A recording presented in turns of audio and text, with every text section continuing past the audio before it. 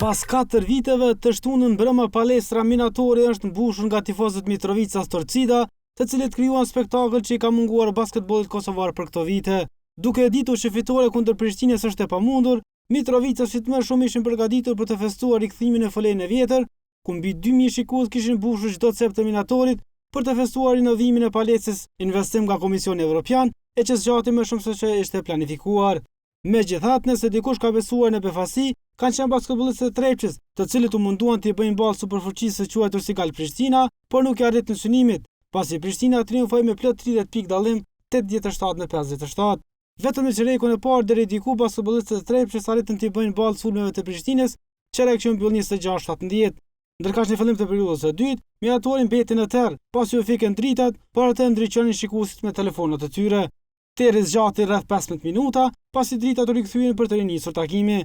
E si duket, pushimi u bëri mirë mysafirëve, të cilët arritën të shkëputën në rezultat me treshët e Dardan Berishës dhe Andre Oremit, që nuk kushnin jashtë vijës 6.75. Periudha e tretë ishte vendimtare ku u përcaktua fituesi, pasi epërsia e Prishtinës shkonte mbi 30 pikë. 10 minutat e fundit u luajtën sa për të mbyllur ndeshja, e cila përfundoi 87-57.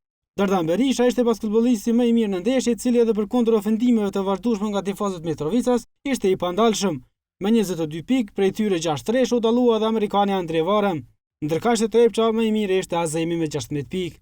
Pas ndeshjes, trajneri i Trepçës Neven Plantak u shpreh se nuk mund të fitohet ndaj një skuadre që ka buxhet prej 1 milion eurove. Ai përgëzoi tifozët për atmosferën e krijuar, por sipas tij, atmosfera nuk mund të fitojë ndeshjen.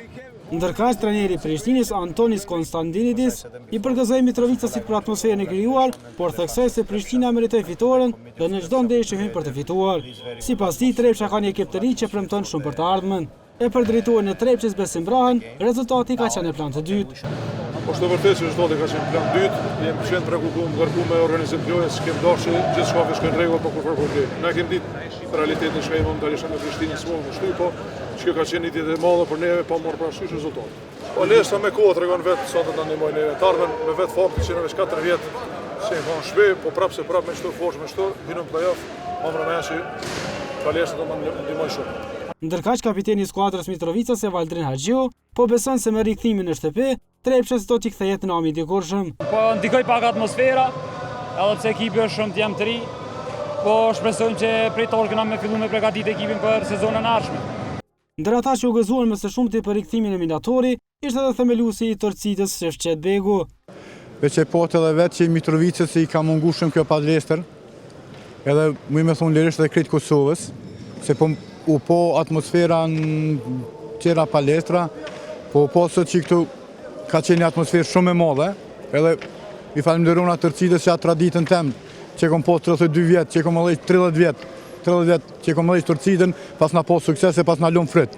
Edhe besoj që tash një konkurent me e madhe kom u bue për shkak të palestrë Minatori, edhe Torcida u këthy, besoj tash në gjitha palestrat kom e pas rivalitet matë tifoskenës. E meta vetë me Minatorit të rinovuar ishte se për kamerman dhe gazetar nuk ishin menduar mirë ashtu siç duhet, pasi në këtë mënyrë gazetarët dhe kamermanët u dashën të ngjiten për të marrë pamje të ndeshjes. Rikthimi i Trepçës në Minatorit cilësohet si pozitive për basketbollin Mitrovicas dhe atë kosovar.